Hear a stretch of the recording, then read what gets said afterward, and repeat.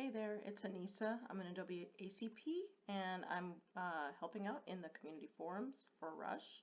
And I wanted to share a little bit of information. Somebody had a question about adding a little bit of space in between a clip or in front of a clip as it appears in the timeline so that you get a little bumper space. And the easiest way to do that is to click on the plus sign to add media, but you're going to go to Graphics and make sure that you're in Transition Graphics. Scroll down until you see Basic Solid Background. Grab that and just drop it right in front of your item on the timeline.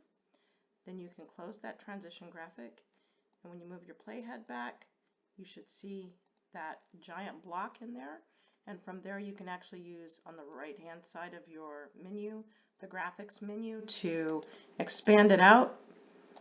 Change the color of the shape to whatever you need. If you need it to go from white to black, or if you need it to be any other color, you can adjust it.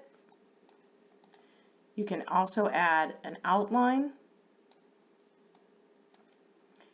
And if you reposition or change the size of that graphic, you can also add in a drop shadow if need be, and so on.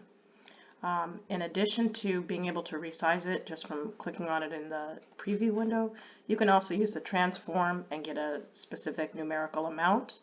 You can also rotate it, change the opacity, and also scale up or down.